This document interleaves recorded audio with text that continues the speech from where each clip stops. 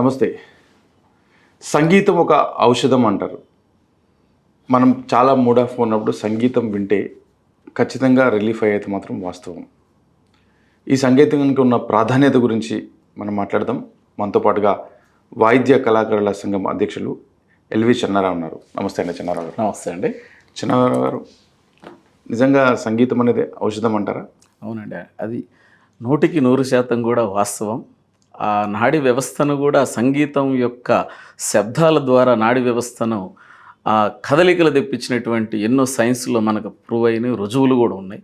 కాబట్టి ఈనాడు ఎందరో మహానుభావులు అందరికీ వందనాలు అనేటువంటి భావనతోటి ఈనాడ త్యాగరాజ స్వామి వారు, ముత్తుస్వామి దీక్షిత్ వారు, శ్యామశాస్త్రి వారు ఇచ్చినటువంటి అపూర్వమైనటువంటి కర్ణాటక సంగీత సంకీర్తనలు అమోఘమై ఉన్నాయి. ఆ సంకీర్తనలోనే మన తెలంగాణ వాడైనటువంటి భక్త రామదాస్ వారు ఒకరు. ఖమ్మంలో ఆయన జన్మించినటువంటి వ్యక్తి. అటువంటి వ్యక్తులు రచించినటువంటి అమోఘమైన సంకీర్తనలు ఈనాడు మనం సంగీతం పరంపరం వాయిద్యాల రూపాన తీసుకొని సనాతన ధర్మముని ఆ విధంగా ఏదైతే మన భారతదేశ ముద్దుబిడ్డైనటువంటి నరేంద్ర మోడీ గారు మన సనాతన ధర్మాన్ని తీసుకొచ్చారు. ఆ సనాతన ధర్మానికి మూలాలు కర్ణాటక సంగీతం అనేటువంటిది ఎటువంటి ఆలోచన లేకుండా గట్టిగా చెప్పగలుగుతా నేను. అటువంటి అద్భుతమైనటువంటి సంగీతాన్ని ఇచ్చిన సంకీర్తనలు సనాతన మన ఒక ధర్మాన్ని, మనిషి యొక్క జీవనని, మనిషి యొక్క విధి విధానాలను కూడా ముందుకు నడిపేటువంటి ప్రేమ వివరణ సాధన. ప్రతి ఒక్క సైన్స్, ప్రతి చదువులో కూడా ఈనాడు ఒక సంగీతాన్ని ఒక సబ్జెక్ట్గా చేర్చారు. ఎందుకంటే ఈ సంగీతంగా నేర్చుకున్నట్టయితే జ్ఞాపక శక్తి పెరగటానికి అవకాశం ఉంది. పిల్లల్లో ఏరే ఒక రోధనకు పోకుండా పిల్లలు ఒక మంచి భావితరాలు ముందుకు రావటానికి, భావితరాలు ఆ యొక్క ఏదైతే విద్యను పెట్టారో ఆ విద్యలో ఉత్తీర్ణులు కావటానికి కూడా ఎంతో మూలం పడుతుంది. కాబట్టి సంగీతం కూడా సబ్జెక్టుగా నేర్పుతున్నారు. అటువంటి అమోఘమైనటువంటి సంగీతంలో మేము ఈ కళాకారుల సంఘాన్ని స్థాపించి, ఇది కూడా మేము 10-12 ఏళ్ళు అవుతుంది ఈ సంఘాన్ని పెట్టేసుకొని మేము ఈ 15 ఏళ్ళ నుంచి కర్ణాటక సంగీతాన్ని మేము ముందుకు తీసుకుపోతాం. వాయిద్యాలు అంటే ఏమేమి వాయిద్యాలు ఉంటారు మీ కళాకారులుగా? మా కళాకారులుగా ఇది వీణా వాయిద్యం, తర్వాత వైలిన్, మృదంగం, తబళ, నాదస్వరము, డోలు, అనేకమైనటువంటి ఇన్స్ట్రుమెంట్. అవి శర్మకట్టు వాయిద్యాలు కావచ్చు, తర్వాత ఇన్స్ట్రుమెంట్ మీద ప్లే చేసేటువంటి వాయిద్యాలు కావచ్చు. ఈ 2 వాయిద్యాలను కూడా మమేకంగా చేసుకొని ముందుకెళ్తున్నటువంటి తరుణంలో ఇంకా ప్రోత్సాహం ఉంటే బాగుంటుంది అనేటువంటి ఆలోచన కూడా మేము చూసి గతంలో గడిచిపోయినటువంటి ప్రభుత్వాల దృష్టికి కూడా తీసుకుపోవటం జరిగింది. ఈ కర్ణాటక సంగీతంగా వోకల్గా పాడేవాళ్ళు కావచ్చు, నాదస్వర విద్వాంసులు కావచ్చు, అమోఘమైనటువంటి గ్రేడ్ టాప్ ఆర్టిస్టులు ఉన్నారు కర్ణాటక సంగీతం. మెయిన్ లలిత సంగీతం కానీ, జానపద సంగీతం కానీ, తర్వాత ఎటువంటి సంగీతాలకు కూడా మూలమైనటువంటిది శృతి లయ. ఆ శృతి లయని, తాళాన్ని సమకూర్చుకొని ముందుకెళ్ళేటువంటిదే కర్ణాటక సంగీతం. హిందుస్థానికి కూడా మనం 2 భాగాలుగా చూస్తాం. మనం నార్త్ సైడ్ ఏమో హిందుస్థానీ అంటాము, సౌత్ సైడ్కి వచ్చేలేకే కర్ణాటక సంగీతం. కానీ ఈ కర్ణాటక సంగీతానికి తమిళనాడులో చాలా పెద్ద పీఠం వేశారు. ఇక్కడ మన ఆంధ్రప్రదేశ్లో పుట్టినటువంటి ఏకేసి గారు కావచ్చు, తర్వాత మ్యాండిల్ శ్రీనివాస్ గారు కావచ్చు, తర్వాత వాగ్గేయకారుడైనటువంటి మన బాలమురళీ కృష్ణ గారు కావచ్చు మంగనంపల్లి, అదేవిధంగా బాలసుబ్రహ్మణ్యం గారు కూడా కావచ్చు. వీరందరూ కూడా తమిళనాడులోనే వీళ్ళకి పెద్ద పీఠం వేసింది. వారికి ఎంతో ప్రోత్సహించేవాళ్ళు. ఇన్స్టిట్యూట్లు పెట్టేసి జయలలిత గారు ముఖ్యమంత్రిగా ఉన్నప్పుడు చాలా ఆదరణ చేశారు వారికి. కాబట్టి వాళ్ళకి ఎన్నో డాక్టరేట్లు ఇచ్చారు యూనివర్సిటీ నుంచి. అంత గొప్ప విద్వాంసులు మనం చేసాం. అటువంటిది 10 సంవత్సరాల నుంచి 15 సంవత్సరాలు అవుతుంది. అప్పటి నుంచి కూడా ఒక యూనివర్సిటీ నుంచి కూడా అద్భుతమైనటువంటి అటువంటి గుర్తింపు కలిగిన వ్యక్తులు ఒక డాక్టరేట్ కూడా ఇవ్వలేకపోగా ఒక నంది అవార్డ్స్ కూడా లేకుండా చేసేది ప్రభుత్వాలు. కాబట్టి దీని మీద ఇంత కష్టపడి నేర్చుకొని మన సనాతన ధర్మాలను కాపాడుతున్నటువంటి ఈ కళాకారులు భుజాస్తులేసుకు ముఖ్య పాత్ర పోషిస్తున్నారు. ఓకే, గుర్తింపు సరే, కనీసం మీ జీవనోపాధి ఉందా? జీవనోపాధి కూడా తక్కువైపోయింది. గుర్తింపు లేకపోవడం వల్ల జీవనోపాధి తక్కువైపోతుంది. ఎప్పుడంటే నాటి రాజులు రాజరాజ నరేంద్రులు మహానుభావ రాజు ఉన్నారు, రాజులు శ్రీకృష్ణదేవరాయలు కావచ్చు. ఆనాడు రాజుల పరిపాలనలో వాళ్ళ యొక్క సభలలో సంగీతాన్ని వాళ్ళు ఎంతో పిలుపునిచ్చి సంగీతంతో ఎంతో ఆహ్లాదంగా సంగీతంతో చేసుకొని వాళ్ళకి తగినటువంటి గుర్తింపులు ఇచ్చి ఆ సభల్లో ఆ సంకీర్తనలని వాళ్ళకి ఎంతో బహుమతులు ఇచ్చి వాళ్ళ జీవనోపాధికి తోడ్పడినటువంటి చరిత్ర మంది భారత సనాతన. నాడు ప్రజా పరిపాలన వచ్చిన తర్వాత ప్రజలే నాయకులు అని చెప్పుకొని వచ్చి ప్రజా పరిపాలనకు వచ్చిన తర్వాత ఈ కళల పట్ల ఆసక్తి చూపటంలో మనకు మూలాలను విస్మరిస్తున్నారు. కర్ణాటక సంగీతం అంటే ఆ సంగీతాన్ని మనం ఎలా, వాళ్ళకి ఎటువంటి ఇన్స్టిట్యూట్లు పెట్టాలి, వాళ్ళని ఎట్లా డెవలప్ చేయాలి, ఈ సంగీతం ఎంత ముందుకు పోతున్నటువంటి దాని మీద వాళ్ళు ఇక్కడ విఫలం చెందింది. ఇట్లా ఈ ఉపాధి అవకాశాలు పెరుగుతాయన్నా ఎందుకు మీరు రాజకీయాల వైపు కూడా చూస్తున్నారు? మీరు అంటే కొంతమందికి సపోర్ట్ చేయడం కానీ వీటిని ఎట్లా చూడాల్సి ఉంటుంది? చెన్నారావు గారు కరెక్ట్ మాట్లాడారు మీరు. ఈ మధ్యకాలంలో మేము జరిపినటువంటి మా యొక్క కర్ణాటక సంగీతాన్ని రాబోయే రోజుల్లో తరాలకి భావితరాలకు చెప్పాలి, వాళ్ళకి తెలియాలంటే మనం ఏ విధంగా చేయాలి అనే దాంట్లో మేము కళాకారులు కొన్ని కళ ప్రదర్శనలు, అది త్యాగరాజ స్వామి వారి ఆరాధనోత్సవాలు కానీ జయంతి ఉత్సవాలలో కానీ పెట్టి దాంట్లో కొన్ని కళల ప్రదర్శనలు చేసి కొన్ని వాద్యకారులు, అది డివి మోహన కృష్ణ గారు గారి తర్వాత హైదరాబాద్ బ్రదర్స్ శేషాచారి గారు, రాఘవచారి గారు, ఇటువంటి అమోఘమైనటువంటి కళాకారుల్ని పెట్టి తిరుపతి సత్యనారాయణ గారు ఆ తిరుమల దేవస్థాన ఆస్థాన విద్వాంసులు వారిని ప్రిన్సిపాల్ అక్కడ ఎస్విఎస్ ప్రిన్సిపాల్ గారు వారితో మేమన్నీ ప్రోగ్రాలు చేపిస్తుందంటే భావితరాలకు అది ఒక నాంది పలకాలి, ఈ గురు తరహాలు అని చెప్పేసి ఒక బాధ్యత తీసుకొని మేము కొన్ని ప్రోగ్రాలు చేశాం. మేము చేసిన ప్రతి ప్రోగ్రాంలో కూడా మాకు ఒక మానవ దృక్పథంతో మేము ఆలోచించుకొని, మనం దేశం అంటే మనుషులు కదా, దేశం అంటే మట్టి కాదు, మనుషులను ఏ విధంగా ప్రేమించాలి, వచ్చిన మనిషిని ఏ విధంగా ప్రేమించాలి, అభిమానించాలి అనేటువంటిది ప్రతి మనిషిని కూడా ఆ గౌరవప్రదంలో నడుస్తున్నటువంటి ఏకైక వ్యక్తిగా మాకు భారతదేశంలో చూసినట్టయితే ఆ నరేంద్రుడు కనిపిస్తున్నాడు. ఇక్కడ మన తెలంగాణ ముద్దుబిడ్డ అయినటువంటి ఈటల రాజేంద్రుడు కనిపిస్తున్నాడు. ఆ తరుణంలోనే మాకు ఒక వెలుగు లెక్క మాకు కనిపించాడు రాజేంద్ర అన్న గారు. సరే మేము వెళ్ళిట్టండి, మేము ఈ ప్రోగ్రాం చేస్తున్నాం, ఇది ఏ రాజకీయానికి సంబంధించినటువంటిది కాదు, మేము త్యాగరాజ స్వామి వారి ఉత్సవాలు చేసుకుంటున్నాం, మీరు ఒక గెస్ట్గా రావాలని అయితే వారు ఎంతో అభిమానం చూపించి ఎంతో ప్రేమగా చూసి మా వద్దకు రావటం జరిగింది.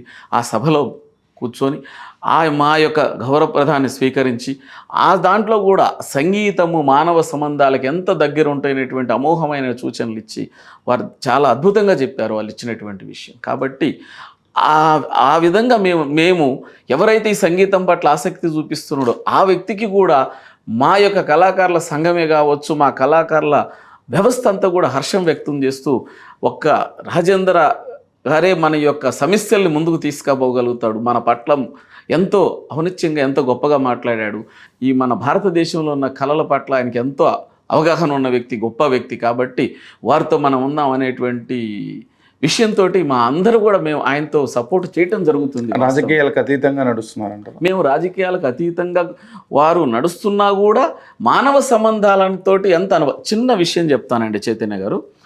మొన్న కరోనా టైంలో మీకు గుర్తుంది, ఎంత భయంకరమైన కరోనా టైం అది. ఇక్కడ రాజకీయంగా తెలంగాణ రాష్ట్రంలో కీలక బాధ్యతల్లో ఉన్న వ్యక్తులు ఎవరు కూడా బయట కనిపించినటువంటి పరిస్థితులు లేవు, టీవీలో కూడా కనిపించాల. గాంధీ హాస్పిటల్ తీస్తే గాంధీ హాస్పిటల్, ఇక్కడ ఇంతమంది, ఇక్కడ ఇంతమంది, ఇక్కడ ఇంతమంది, ఈ యొక్క అని ఆ మానవ ఉనికి ప్రమాదకరంగా మారినటువంటి మహమ్మారి కరోనా కబలిస్తున్న సమయంలో నేనున్నానని చెప్పేసి అట్లా టీవీ పెడితే ముందుకు కనిపించిన ఏకైక వ్యక్తి ఈటల రాజేంద్ర గారు. ఎంతోమంది కళాకారులకు ఇబ్బంది అయితే ఫోన్ చేసి అన్నగారు ప్రాబ్లం ఉంది, మీరు అధైర్యపడపాకండి, మీరు రాండి నేను చేర్పిస్తాను అంటే పేషెంట్ని తీసుకొని వెళ్ళినా కూడా గంటలు నిలబడ్డేటువంటి పరిస్థితి ఉంది అక్కడ ఈ పేషెంట్కి సరైనటువంటి వసతులు లేక గాంధీ హాస్పిటల్. కానీ ఈయన దగ్గరుండి ఫోన్లు చేసి మాట్లాడి వచ్చి చేర్పించి వాళ్ళని నాడు ఒక్క చూడండి, ఒక ఇంటి యజమానికి ఏదైతే ఆ ఫ్యామిలీ మొత్తం రోడ్డును పెట్టడం జరుగుతుంది. ఆ ఇంటి యజమానులు, అటువంటి యజమానులు ఎంతోమందిని కాపాడిన ఏకైక వ్యక్తి ఈటల రాజేంద్ర గారు. ఆయన ఆరోగ్య శాఖ మినిస్టర్గా ఉన్నప్పుడు ఇవన్నీ కూడా చూసుకున్నట్టయితే ఆయన ఏ పార్టీ అని అడగల మమ్మల్ని, ఎవరు ఏ పార్టీ అదేం లేదు, మానవ యొక్క సంబంధాలు. ఆంధ్ర నుంచి నేను మొన్న మా కళాకారులది తుమ్మలపల్లి క్షేత్రంలో ప్రోగ్రాం జరుగుతుంటే విజయవాడ వెళ్తున్న తరుణంలో పెద్ద ఫ్లెక్సీ పెట్టారు. నేను ఇటు గుంటూరు వెళ్తున్నప్పుడు ఆ విజయవాడకైతే స్ట్రైట్ వెళ్ళిపోతాం, మన గుంటూరు మిర్యాలగూడ నుంచి వెళ్ళిపోతాం. వెళ్తున్నప్పుడు పెద్ద ఫ్లెక్సీ పెడితే ఏందయ్యా ఫ్లెక్సీ పెట్టాను ఆగి, సరే ఈయన ఏముందో కనుక్కుందని మేము కారు ఆ ఫ్లెక్సీ ద్వారా తిప్పితే వరుసనే ఫ్లెక్సీ, ఎక్కడికి వెళ్తే పెళ్ళి జరుగుతుంది అక్కడ. ఏంటంటే రాజేంద్ర అన్న గారు అభిమానిని నేను అంటాడు. ఎట్టంటే ఆయన అభిమానిని, నీకేమన్నా పోస్ట్ లేదు, ఆయన అభిమాని, మాకు అభిమానం, నేను కలిశాను అన్నగారు. ఎన్నిసార్లు కలిశాడు? 2 సార్లు కలిశాడంట. కానీ 2 సార్లు కలిసినటువంటి వ్యక్తి అని ఎంత అంటే ఇక్కడ ఏం జరుగుతుందంటే మనిషిని చూడటం, మనిషి యొక్క ప్రేమగా చూడటం. కాబట్టి మేము ఒకటే ఇటువంటి ప్రేమించే మనిషి, ఆయన సొసైటీని ప్రేమిస్తున్నాడు, సొసైటీలో మనుషులను ప్రేమిస్తున్నాడు, అక్కడ అన్ని వర్గాలను ప్రేమిస్తున్నాడు, అన్ని వర్గాలతో మమేకమై తిరుగుతున్నాడు. కాబట్టి ఒక రాష్ట్ర నాయకుడు, అటువంటి నాయకుడు ముందుకు వచ్చి ఆయన ఒక స్థాయిలో ఉంటే అందరికి న్యాయం జరుగుతుంది, సమాజంలో అన్ని సామాజిక వర్గాలకు న్యాయం జరుగుతుంది, అందరు బాగుంటారు అనేది కోరికతోటి వారి పేరును మేము ముందుకు తీసుకొచ్చుకుంటున్నాం. ఇలాంటి నాయకుడు అయితే ఎందుకు ఓడిపోయారని కూడా కొంతమంది దీన్ని చూసిన వాళ్ళు కామెంట్ చేయొచ్చు. దానికి ఎట్లాంటి సమాధానం ఉంటుంది మన దగ్గర? ఇప్పుడు ఓటమి అనేటువంటిది, వీరుడికి ఓటమి అనేటువంటిది లేదు. కాబట్టి రాజేంద్ర అన్న ఓడిపోయేటువంటి పరిస్థితి కాదది, ఆయన ఓడిపోయాడు అనేటువంటిది లేదు ప్రస్తావన. తెలంగాణలో ప్రతి ఒక్క గుండెల్లో ఆయన ఎంతో ఆనందంగా ఉన్నాడు, ఒక పదిలం చేసుకొని ఉన్నాడు గూడు కట్టుకొని. అది ఓటమి అనేటువంటిది అక్కడున్న పరిస్థితులు, గతంలో అధికార పార్టీ చేసినటువంటి కొన్ని విధానాలు కావచ్చు, అక్కడ నిలబడ్డ వ్యక్తులు చేసినటువంటి ప్రచారం కావచ్చు, ఆ వ్యక్తులు టీవీ చూసాం మనం కొన్ని విధాలుగా. ఆ ఎలక్షన్లో వచ్చినటువంటి కొన్ని వచ్చినటువంటి మనం కళ్ళతో కళ్ళు కట్టినట్టు చక్కగా టీవీలలో వచ్చింది. కొన్ని వాళ్ళు చేసినటువంటి ఆ వ్యవహారాల వల్ల, కొన్ని అక్కడ అవలంబించిన వనాల వల్ల సానుభూతితోటి మన తెలంగాణ ప్రజలే చాలా సెంటిమెంటల్ అనే దానికంటే కూడా ప్రేమతో కూడుకున్నటువంటి వ్యక్తులు. మనం ఒక కప్పు ఛాయ్ ఇచ్చి కూర్చొని మాట్లాడితే ఆ ప్రేమను జీవితమాంతం గుర్తుపెట్టుకునేటువంటి వ్యక్తులు మన తెలంగాణ ప్రజలు, ఎంతో ప్రేమమైనటువంటి ప్రజలు. అదే పడితే మరి అంత రజాకారుల టైంలో కూడా ఉద్యమాలు చేసినటువంటి అమరవీరులు మన తెలంగాణ బిడ్డలు. ఈ తెలంగాణ మీరు కరెక్ట్ అడిగారు, తెలంగాణ కూడా రావటంలానికి కూడా మూలంలో ప్రధాన పాత్ర పోషించిన వ్యక్తి ఈటల రాజేంద్ర గారు. చాలా ఉద్యమాలు, ఆయన ఒక చరిత్ర చూసుకున్నట్టయితే ఆయన చిన్నతనం నుంచి కూడా వారు చదువుకున్నటువంటి స్కూల్ కావచ్చు, వచ్చి కాలేజీలో కావచ్చు, మొత్తం కూడా ఎంత ఉద్యమ పోరాటాలు చేసుకుని వచ్చిన ఉద్యమ బిడ్డ ఆయన ఏదో టక్కన రాజకీయాల్లోకి వచ్చిన వ్యక్తి కాదు.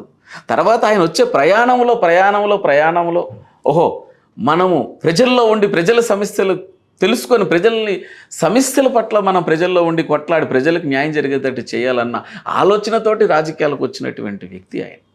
కాబట్టి ఒక ఉద్యమం నుంచి వచ్చిన వ్యక్తి, ఉద్యమకారుడు. ఉద్యమంలో చేస్తుంటే ఉద్యమ కాకుండా ఉద్యమ నుంచి చైతన్యం కలిగినటువంటి వైపు ప్రజలను నడిపించాలంటే నేను ఒక బాధ్యత వహించాలి, ఆ బాధ్యతలు ఉండాలంటే ఒక రాజకీయంగా రావాలి. కాబట్టి ఆ రాజకీయంగా వచ్చాడు ఆయన. అటువంటి వ్యక్తులు ఎన్ని పదవులు వచ్చినా ఎన్ని వచ్చినా కూడా వారు మారరు, ఒక ఋషి లాంటి వాడు ఆయన. కాబట్టి ఈటల రాజేంద్ర గారు ఒక గొప్ప వ్యక్తి అనేటువంటిది మా కళాకారులే కాదు, ఈ యొక్క సమాజం కూడా వారిని గుర్తిస్తుంది ఎక్కడికి వెళ్ళినా కూడా.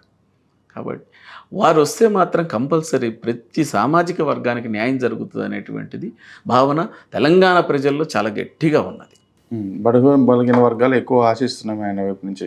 అంటే బీజేపీ బీసీ ముఖ్యమంత్రి అని ప్రకటించిన తర్వాత కూడా ఎక్కువ సీట్లు రాలేదు కదా అనేది ఒక క్వశ్చన్గా వినిపిస్తూ ఉండే.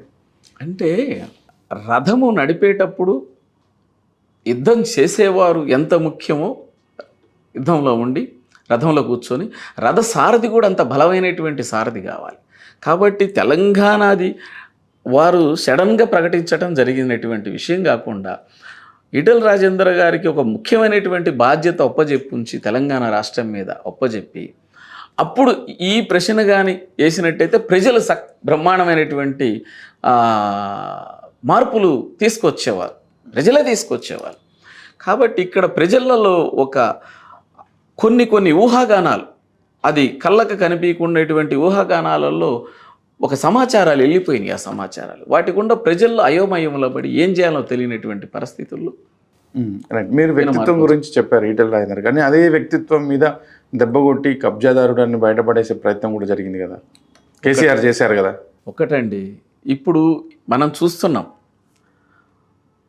వారు ఎన్ని చూస్తున్నారు, వాళ్ళ కేసీఆర్కి కానీ కేటీఆర్కి కానీ వారి ఫ్యామిలీ మొత్తం కూడా వారు కూర్చోమంటే కూర్చోవాలి, నిలబడమంటే నిలబడాలి, వాళ్ళ అడుగులకు మడుగులు వత్తాలి, వాళ్ళు ఏం చెప్తే అది చేస్తే మాత్రం గొప్పవారు, వారు పక్కన ఉంచుకుంటారు.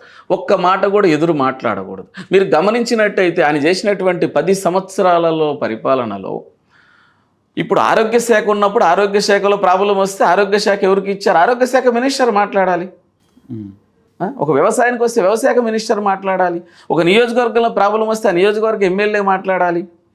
ఈ విధంగా వాళ్ళు మాట్లాడాలి. వాళ్ళకి అవకాశం ఉంది, స్వేచ్ఛ ఉంది. ప్రజలు ఎన్నుకున్న వ్యక్తులు, వాళ్ళు గొప్ప వ్యక్తులు. సీఎం అనేటువంటి ముఖ్యమంత్రి అయినటువంటి ఒక నియోజకవర్గ ఎమ్మెల్యే నుంచి వచ్చిన వ్యక్తే కదా. మరి ఆ ప్రజలు ఎన్నుకుంటేనే వచ్చాడు కాబట్టి ఆ ప్రజలు ఎన్నుకున్న వ్యక్తి కాబట్టి ఆ ప్రజలనైనా గౌరవించాలి. ఆ నియోజకవర్గ ప్రజలనైనా గౌరవించుకుంటూ ఆ ఎమ్మెల్యేని గౌరవించుకొని ఆ ఎమ్మెల్యేని దగ్గర కూర్చొని మీ సమస్యలు ఏందని అడగాలి. అటువంటి ప్రతిపాదన ఎక్కడ జరగల. అదే వాళ్ళ పార్టీ దెబ్బతినిపోవటానికి అక్కడే కారణమైంది. అందరూ ఏమనుకుంటారంటే మహానీయులు ఎంతోమంది వచ్చారు, ఎంతోమంది కనుమరుగైపోయారు. రాజకీయ పార్టీలు అనేటువంటిది ఎప్పుడు కూడా ప్రజలకి, ప్రభుత్వానికి వారధిగా నిలబడాలి. అది రాజకీయ పార్టీ చేసే విధానం. ఈ 10 సంవత్సరాల కేసీఆర్ పాలనలో వాయిద్య కళాకారులుగా మీకు ఏమైనా రిలీఫ్ దొరికిందా? మీకు చెప్తున్నా కదా, మాకు ఇప్పుడు ఈ 10 ఏళ్లలో ఎక్కడ కూడా ఒక డాక్టరేట్ ఇచ్చినట్టు లేదు. ఆ డాక్టరేట్ ఈ అవి తీసుకోగలిగినటువంటి ఆ గొప్ప వ్యక్తులకి ఇంతవరకు అది ఇవ్వకపోగా, ఎక్కడ కూడా కళాకారులకి నంది అవార్డ్స్ కానీ, కళాకారులకు వచ్చేసి వాళ్ళకి రావాల్సినటువంటి రాయితీలు కానీ వ్యవహారం ఎక్కడ జరగల. నాడు ఎన్టీ రామారావు గారి టైంలో చాలా జరిగింది. వాళ్ళు కళాకారులు ఎట్లుంటుందంటే, మేము అపార్ట్మెంట్లో కట్టిస్తామంటే ఈ కళాకారులు ప్రాక్టీస్ చేసుకోవటానికి అపార్ట్మెంట్లో ఇబ్బందికరం అవుతుంది. కాబట్టి ఆనాడు ఎన్టీ రామారావు ఉన్నప్పుడు త్యాగరాయ నగర్ అని కొన్ని కాలనీలు ఇచ్చి 120 గజాలు 130 గజాలు ల్యాండ్ ఇచ్చి అక్కడ ఇండిపెండెంట్ హౌస్ కట్టిస్తే ఎవరింటో వాళ్ళు ప్రాక్టీస్ చేసుకుంటూ ఆ కళల పట్ల అక్కడ ప్రోగ్రాం కావాల్సిన వాళ్ళు వెళ్ళి తీసుకురావడం. ఈ కళలు కూడా మనకి సంవత్సరంలో 6 నెలలు ఉంటున్నాయి, 6 నెలలు జరగవు. కాబట్టి విధి విధానాల కార్యక్రమాలే చేసుకుని వాళ్ళ జీవనోపాధి నడుస్తున్నటువంటి తరుణంలో ఉంది. మీ పిల్లలు నేర్చుకుంటున్నారా? పిల్లలు అదే కదా ఇప్పుడు మా బాధ. గురుతరహారాలు ఇవి ఎన్ని పెడుతుంది. ఎందుకంటే ప్రోత్సహించే వాళ్ళు లేకపోతే మీరే ఈ విద్య ప్రదర్శనలు చేసి ఈ జీవనం ఉపాధి గలక ఇవి చాలా ఇబ్బందులు పడి చూస్తున్నారు కదా వాళ్ళ పిల్లలు. దాని గుండా అని చెప్పి పిల్లలు చదువు పట్ల ఏరే ఇంకొక ఆసక్తి, ఇంకొక వాళ్ళు ఉపాధి కొత్త ఉపాధులు దేంట్లో వెళ్తే ఉపాధి ఉందనేటువంటి దాని మీద చదువుకుంటే ఇట్లా ముందుకు వెళ్ళిపోతున్నారు. కాబట్టి ఇక్కడ ఉపాధి లోపాలు జరిగిపోయినాయి. ఆదరణ జరిగింది కదా. ఆదరణ లేకపోవటంలో ఇప్పుడు ఏదైనా కూడా ప్రభుత్వం ప్రతి దానికి ఒక ప్రభుత్వం అనేది ఉండి ప్రతి ఒక్క రంగాల్లో ఇప్పుడు మనం చూస్తున్నామండి. ప్రపంచంలోనూ 2 రంగాలు, పెద్ద రంగాలు. ఒకటి వ్యవసాయ రంగం, 2 చేతి వృత్తుల రంగం. ఈ 2 చేతి వృత్తుల రంగం అనేటువంటిది మటుమాయమయ్యే తరుణంలో నరేంద్ర మోడీ గారు కాపాడుతూ వచ్చాడు. ఆ చేతి వృత్తులకు ఎంత మూలమైనటువంటి స్తంభంగా నిలబడి ఇప్పుడు వాళ్ళకి ఎంత ఆదరణ చూపించేటువంటి దాని మీద చాలా కష్టపడుతున్నాడు. సనాతన ధర్మం అనే దాన్ని కూడా ఆ ధర్మంలో నుంచి వచ్చినటువంటిది సంగీతం కూడా. కాబట్టి మేము అనుకోవటం ఏంటంటే మోడీ గారి నాయకత్వంలో, ఈటల రాజేంద్ర గారి నాయకత్వంలో అక్కడ భారతదేశం, ఇక్కడ తెలంగాణ రాష్ట్రం సుభిక్షంగా ఉండాలి, అన్ని ఒక కళాకారులకే గట్ట అన్ని సామాజిక వర్గాలకు న్యాయం జరుగుతుంది అన్న ఉద్దేశంతో వారికి మేము మద్దతు ఇవ్వడం జరుగుతుంది. ఆయన ఇప్పుడు పోటీ చేస్తా అంటున్నారు, ఆయనకు మద్దతుగా ప్రచారం చేస్తారా? మేము అసలు ఎన్ని టైము ఎప్పుడు వారికి టికెట్ ఇస్తారా అని చెప్పేసి మేము ఎదురు చూస్తున్నాము.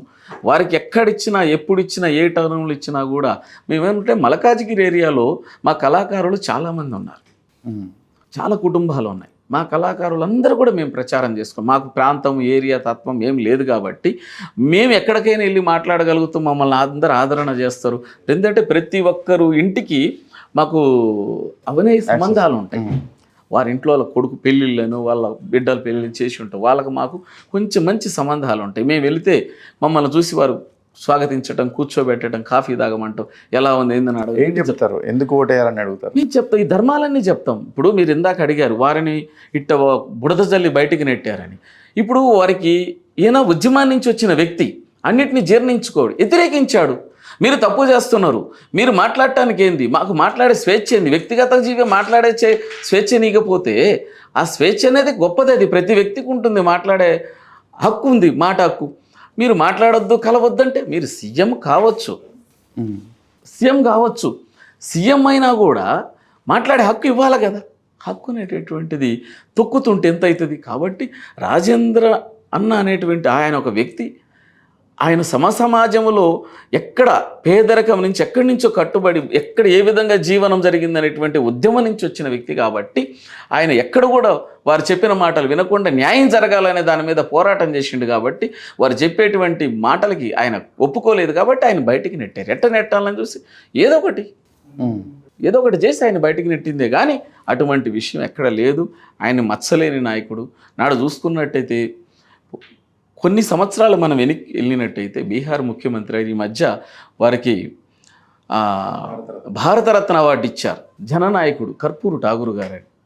ఆ కర్పూరు ఠాగూర్ గారు ఆయన పరిస్థితులు, ఆయన కుటుంబ విధానాలు, ఆయన జీవన విధానాలు ఎంత కష్టపడి అప్పుడున్నటువంటి అప్పుడు ఎంతోమంది ధనంతో కూడుకొని అగ్రకులాలు ఎన్నో ఆయన మీద ప్రయోగం చేసినా కూడా ఒక సామాజిక వర్గం నుంచి వచ్చిన వ్యక్తి ఆయన. ఎంతో చదువుకొని ఉపాధ్యాయుడు లెక్కొచ్చి ఇంకో గొప్ప విషయం 15 సంవత్సరాల కిందటే ఆయన బ్రిటిష్ వాళ్ళని వ్యతిరేకించినందుకు 2 వారాలు జైల్లో పెట్టారు. 50 రూపాయలు అప్పుడే జరిమానా వేశారు ఆయన. అక్కడి నుంచి వచ్చిన వ్యక్తి కర్పూరు ఠాగూర్ గారు జననాయక్. ఆయన మీద ఎన్నో సంస్థలు ఉన్నాయి, ఇప్పుడు ఎంతో వ్యవస్థ ఉంది. ఆయనకి భారతరత్న గుర్తించి మన నరేంద్ర మోడీ గారు ఇచ్చినందుకు వారికి మేము అప్పుడే కృతజ్ఞత సభ పెట్టి వారికి ధన్యవాదాలు తెలియజేశాం, భారత ప్రభుత్వానికి, నరేంద్ర మోడీ గారికి. అటువంటి లాల్ బహదూర్ శాస్త్రి గారు, ఇటువంటి గొప్ప వ్యక్తులు ఉన్నారు. అటువంటి వ్యక్తుల్ని ఉదాహరణగా తీసుకొని ముందుకు వస్తున్నటువంటి ఏకైక వ్యక్తి మన ఈటల రాజేందర్ గారు. దీనికి ఎటువంటి సందేహం లేదు. మీరు చూస్తున్నారు, ఈనాడు మాట్లాడుకునే విధానాలు చూస్తున్నారు. నియోజకవర్గాల్లో ప్రజలకు అవసరమైనటువంటి అవసరాలను బట్టేసి ఆ నియోజకవర్గాలలో ఏం మనం చేస్తే మేలు జరుగుతుందనేటువంటి వాటి మీద చర్చను విస్మరించి మన రాష్ట్రంలో ఉండేటువంటి వనరులు ఏంటి, దాని మీద వనరులు ఉపాధులు కావచ్చు, వారికి ఆర్థిక విధానాలు కావచ్చు, ఏటి మీద ముందుకు తీసుకుపోవాలనే దాని మీద కంటే కూడా వ్యక్తిగత దూషణలు ఎక్కువైతున్నాయి అసెంబ్లీలో కూడా. అసలు అది మాట్లాడొద్దు. రాజేంద్ర గారు అయితే వాటికి అతీతంగా ఉంటారు. వారు అతీతంగా ఉంటారు. అయితే మీరు చెప్తున్న నియోజకవర్గంలో డిఫరెంట్ పీపుల్ ఉంటారు. ఉత్తర భారతదేశం ఉంటారు, ఆంధ్ర ప్రాంతం నుంచి వచ్చిన సెటిలర్స్ ఉంటారు. ఇక్కడ కూడా రకరకాల అన్ని, అంటే దాన్ని ఒక మినీ ఇండియాగా చెప్తారు. ఇంతమందిలో ఆయన్ని ఆదరిస్తారా? ఫర్ ఎగ్జాంపుల్ మనకు మల్కాజ్గిరి వచ్చింది అనుకోండి. మల్కాజ్గిరిలో ఎక్కువ శాతం సెటిలర్స్ ఉన్నారు, ఆంధ్ర వాళ్ళు ఉన్నారు. వాళ్ళందరూ కూడా ఎలా చూస్తారంటే రాజేంద్ర గారు అంటే అభిమానం. మొన్న మల్లన్న టెంపుల్కి వచ్చాడు. అక్కడ ఒక తిరణాల వాతావరణం ఉంటుంది. ఊర్లో తిరణాలు అంటే మీకు తెలుసు కదా, ఒక జాతర లెక్క, తిరణాల లెక్క ఉంటుంది. ఆంధ్రాలో తిరణాలు అంటారు, ఇక్కడ మనం జాతర అనుకుంటాం. ఆ విధంగా మొత్తము ఆ పబ్లిక్ అంతా అక్కడికి వచ్చేసి అందరూ వచ్చి ఫోటోలు దిగుతున్నారు. ఎవరో తెలియదు మనకి, మొత్తం వాళ్ళే సార్ ఒక ఫోటో అంటే ఏం చేస్తారు అంటే అభిమానం అది.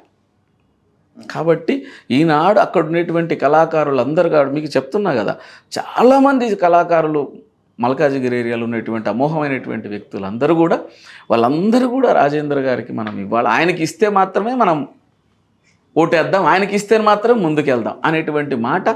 నేను తిరుగుతున్న ఈ తరుణంలో ప్రతి ఏరియాలో మన వాళ్ళు ఎక్కడ ఉంటారు, అందరూ వారు మా బంధువులు కావచ్చు, అక్కడ ఉన్న వాళ్ళు, కాకపోతే వేరే వాళ్ళు కావచ్చు, అందరు స్నేహితులు కావచ్చు, మిత్రులు కావచ్చు, మేము జరిపిన సభలో ఉండేటువంటి మా సంఘం వర్గాలు కావచ్చు, అన్నీ ఎక్కడికి వెళ్ళినా కూడా అదే మాట, ఆయనకి ఇస్తే చాలు. కానీ ఇప్పుడున్న నియోజకవర్గం సిట్టింగ్ ఎంపీగా ముఖ్యమంత్రి ఉన్నారు, ఆయన కూడా గెలవాలనే ప్రయత్నం చేయొచ్చు కదా, గట్టిగానే చేయొచ్చు, తప్పులేదు, దాంట్లో వాస్తవం కరెక్టే. ఇప్పుడు ఆయన గతంలో ఎంపీగా గెలిచాడంటే చాలా కారణాలు ఉన్నాయి. దానికి కారణాలు ఏంటంటే ఈ 10 ఏళ్లలో వీళ్ళ మీద ఒక వ్యతిరేకత వచ్చింది. తెలంగాణ ప్రభుత్వం మనం తెచ్చుకుంది, సాధించుకునే ఉద్యమంలో తెలంగాణకి కావాల్సినటువంటి ఫస్ట్ ఏంది, చదువుకున్న పిల్లలకు ఉద్యోగాలు కావాలి, లేదు ఉపాధి కావాలి. ఉద్యోగాలు ఇవ్వలేము అనుకోండి, వాళ్ళకు ఉపాధి కల్పించాలి. అది ఏ రకంగా కల్పించాలన్న దాంట్లో ఫస్ట్ దాంట్లోనే అక్కడ విఫలం చెందారు. తర్వాత మేము నీటి వనరులు సమకూర్చాము, పవర్ సమకూర్చామంటే దీని గుండా చాలా నష్టం కూడా జరిగింది. సమకూర్చింది ఓకే, కింద అప్పులు కూడా జరిగాయి, అది ఒక భాగం. అయితే ఈ తరుణంలో నేను ఇవి చేస్తాననేటువంటి ముందుకు వచ్చిన వ్యక్తిగా అక్కడ ఈయన రేవంత్ రెడ్డి గారు వచ్చారు. కాబట్టి ఇక్కడ చూస్తే ఎవరు లేని పక్షంలో ఈయన ఒక్కడే కల్పించాడు. అక్కడ రేవంత్ రెడ్డి గారు గెలవడానికి అవకాశం, అది కూడా ఒక భాగం. గెలుపులో అదొక పోటీ ఎవరి మధ్యలో ఉంటుందంటారు? 3 పార్టీలు, ప్రధాన పార్టీలు ఉన్నాయి కదా. ఇప్పుడు అక్కడ టీఆర్ఎస్కి అసలు పోటీ ఉండదు, వారు ఇంకా నిలబడటం వరకే. కానీ పోటీ కాంగ్రెస్కి మన బీజేపీకే జరుగుతుంది, రెండింటి మధ్య జరుగుతుంది. ఎందుకంటే స్థానికంగా నిలబడి గెలిచి ఒక ముఖ్యమంత్రి ఉన్నాడు కాబట్టి అతనికి అనుచరులు కావచ్చు, అక్కడ ఉండే వ్యక్తులు కావచ్చు, సహకారం ఉంటుంది కాబట్టి ఇక్కడ జరిగేది ఒక కాంగ్రెస్ పార్టీ బీజేపీ పార్టీకి జరుగుతుంది. అయితే ఇందులో ఇంకొక కోణంగా కూడా మనం ఆలోచన చేయాలి. ఇది రాష్ట్రానికి సంబంధించినటువంటిది కాదు, దేశానికి సంబంధించినటువంటిది. ఈ ఎన్నికలు దేశానికి సంబంధించింది. దేశంలో ఎవరు ప్రధానిగా ఉంటే బాగుంటుంది, మన యొక్క భారతదేశ ఔన్నత్యాన్ని చాటుకుంటాం, భారతదేశం యొక్క గొప్పతనాన్ని చాటుకుంటున్నాం, భారతదేశం యొక్క విధి విధానాలు, మన దేశంలో ఉన్నటువంటి గొప్ప కళలు కావచ్చు, ఒక ఔన్నత్యం కావచ్చు, ఒక ఆనాడు చూసుకున్నట్టే మహావీరులు, ఎందరో మంది వీరులు మరణించినటువంటి భారతదేశం. ఈ భారతదేశం గొప్ప చైతన్యం కలిగినటువంటి దేశం. అన్ని దేశాలు కూడా మన భారతదేశం వైపు చూసి సలాం కొడుతున్నాయి. అంత గొప్పగా తీసుకొచ్చి, అంత చైతన్యం తీసుకొచ్చి, అంత ఎంతో మార్పులు, ఆర్థిక మార్పులు కావచ్చు, సామాజిక మార్పులు కావచ్చు, అనేక మార్పులు తీసుకొచ్చినటువంటి ఏకైక వ్యక్తి 10 ఏళ్లలో నరేంద్ర మోడీ గారు. కాబట్టి నరేంద్ర మోడీ గారు మళ్ళీ ఉండాలి ప్రధానిగాని గట్టిగా ప్రజలు నిర్ణయించుకున్నారు. కాబట్టి ఏ ప్రాంతం ప్రజలైనా కూడా, ఏ ఏరియా ప్రజలైనా, ఎక్కడ ఏరియా ప్రజలైనా కూడా ఈ ఓటు నరేంద్ర మోడీ గారికి పడాల్సిందే అని వాళ్ళు గట్టిగా నిర్ణయించుకున్నారు. నరేంద్ర మోడీకి వేస్తారు. కరోనా టైంలో కూడా కబలించే కరోనా కూడా కాసేపు మర్చిపోయి తట్టు చేసి ప్రజలందరినీ మమేకం చేసి ఒక్క తాటికి నలిపినటువంటి వ్యక్తి నరేంద్ర మోడీ గారు. ఈనాడు మొన్న చూశారు, మొన్న ఇటీవల 2-3 రోజుల కిందటనే మన శ్రీకృష్ణ జన్మస్థలం అయితే ఎక్కడైతే ఉందో నీటిలోకి వెళ్ళి ఒక ప్రధానమంత్రి గారు లోపలికి వెళ్ళి నేను అక్కడ చూసి వస్తాను, ఒక 1 సెకండ్ కూర్చొని జపం చేసి వస్తానంటే అసలు ప్రోటోకాల్ ఒప్పుకోదు.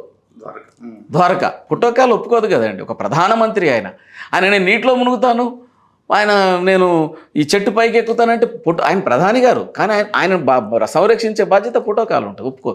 కానీ కూడా వాటిని కూడా విస్మరించి ధైర్యంగా లోపలికి వెళ్ళి వచ్చినటువంటి. కాబట్టి ఒక ధర్మం, ఒక సమాజంలో మన యొక్క ధర్మం ఉంది, మన ధర్మం మనల్ని కాపాడుతుంది, ఆ ధర్మమే నేను కాపాడుతున్నా కాబట్టి ఆ ధర్మం నన్ను కాపాడుతుందని ఒక ధర్మచింతనలో వెళ్తున్నటువంటి ఒక ఋషి పొంగవుడు నరేంద్ర మోడీ గారు.